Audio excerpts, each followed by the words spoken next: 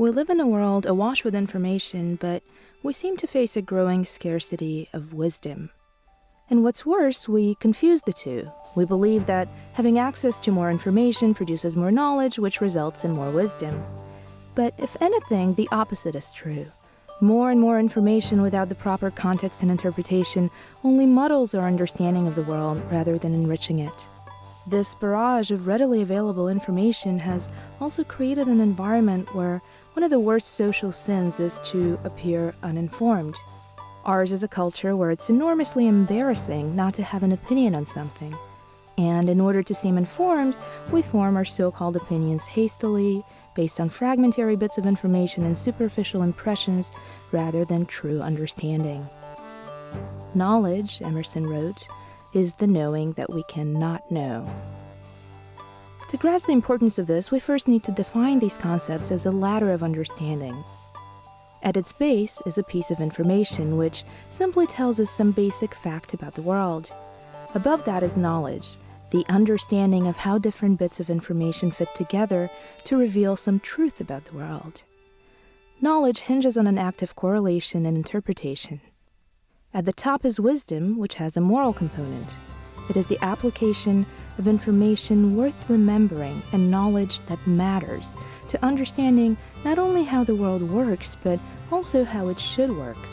And that requires a moral framework of what should and shouldn't matter, as well as an ideal of the world at its highest potentiality. This is why the storyteller is all the more urgently valuable today. A great storyteller, whether a journalist or editor or filmmaker or curator, helps people figure out not only what matters in the world, but also why it matters. A great storyteller dances up the ladder of understanding, from information to knowledge to wisdom. Through symbol, metaphor, and association, the storyteller helps us interpret information, integrate it with our existing knowledge, and transmute that into wisdom.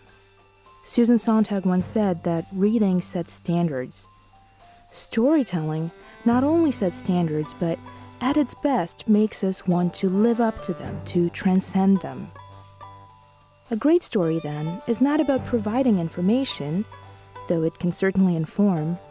A great story invites an expansion of understanding, a self-transcendence.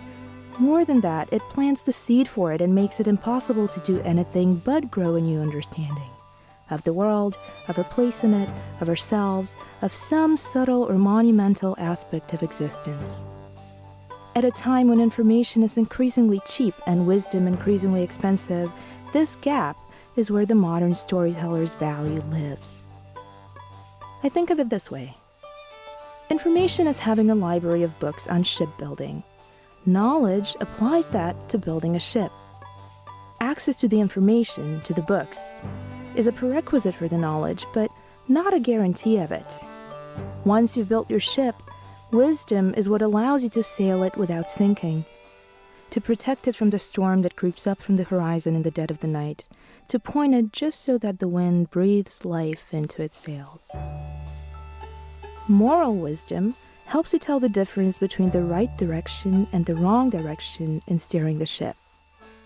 A great storyteller is the kindly captain who sails her ship with tremendous wisdom and boundless courage, who points its nose in the direction of horizons and worlds, chosen with unflinching idealism and integrity, who brings us somewhat closer to the answer, to our particular answer to that grand question: why are we here?